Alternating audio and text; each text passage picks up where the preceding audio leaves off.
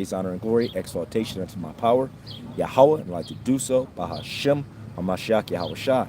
Every sacrifice, all praise that we give, it must be done through the only begotten Son, like the ultimate propitiation of sins, Yahweh Shai. Shalom to all these sincere believers, and Yahweh Shemel Shabbarakathum to y'all, and those that you love, those that are near and dear to you. Hey, the Wadi Haba Shemel Shah for giving me the utterance of the Spirit. It's another volume of Sunrise Spiritual Speaking. It's the 1321st verse. And I want to speak about the freedom and the liberty that we have in Hamashiach and how the cares of this life can take that away. You know, the freedom that we have. Because this world is all about bringing you into captivity.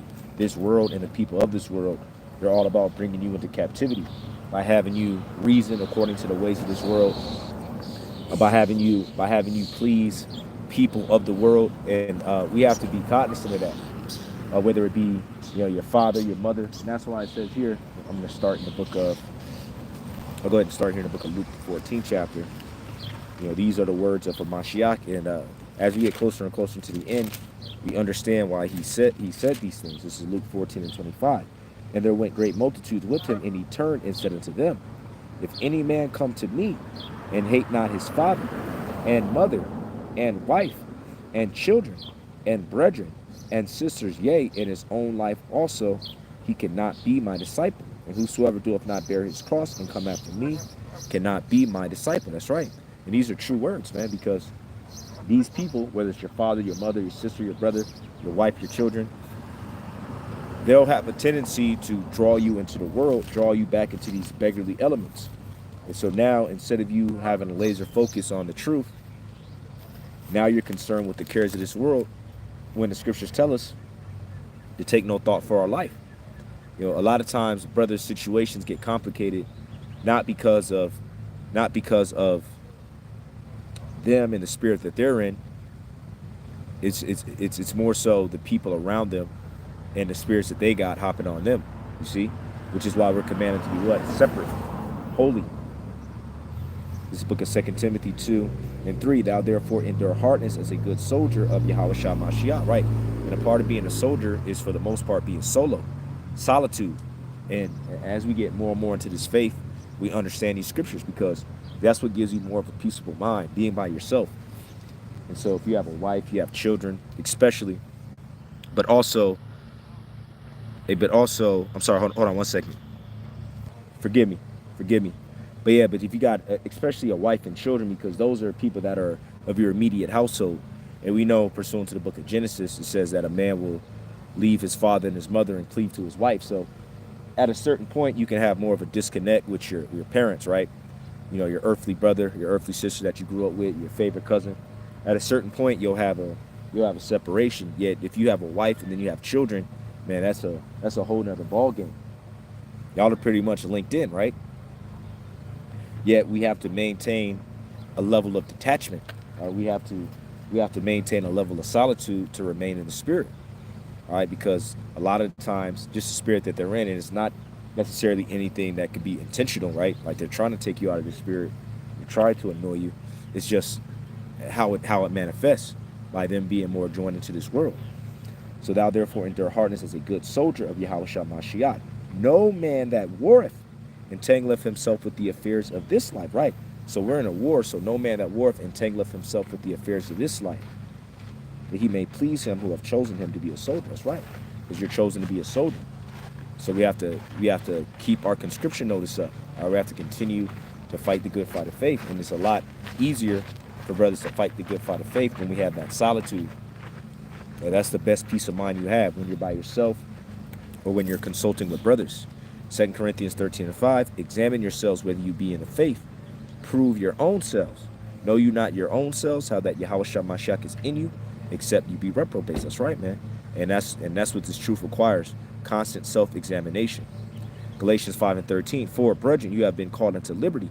Only use not liberty for an occasion to the flesh, but by love serve one another. That's right. So we've been called unto liberty. But see, the demons that's on this world wants to bring you again into bondage. So now, instead of you just worried about pleasing Yahweh Shai, you're worried about pleasing your wife, pleasing your children, pleasing your parents. And that's oppressive, man. That's actually very oppressive. It's the book of Galatians, chapter 4, verse 8. Howbeit, then when you knew not the power, you did service unto them which by nature are no gods. But now after that you have known the power, or rather are known of the power, how turn you again into the weak and beggarly elements whereunto you desire again to be in bondage? That's right, because if you now have to serve your father, your mother, your sister, your brother, your wife, your children, that's taken away. That's taken away from you serving Yahweh Yahushai. And what does that do for you? It brings you into bondage. It's a big ass burden. Again, it's oppressive. It's oppressive having to keep up with the Joneses, having to work so that you can get a house and a car that's pleasing unto your family. You know, these are the type of things that brothers have to go through, man. And that's what that's bringing you into bondage. Now, so now you have to what? Now you have to take thought for your life. Now you got to make all these plans. Now you're adapting a carnal mindset instead of just taking it day by day, measuring the time diligently. It's the book of James, chapter 4, verse 13. Go to now ye that say, today or tomorrow we will go into such a city and continue there a year, and buy and sell and get gain, whereas you know not what shall be on the morrow. For what is your life? It is even a vapor that appeareth for a little time, and then vanisheth away. For that you ought to say, if Adawan will, we shall live and do this or that. That's right. And that's how we're supposed to be living our lives. Yet, if you're entangled with worldly people, they'll begin to have you start to think carnally. Oh, well, you know what? Let me go ahead and set up this plan.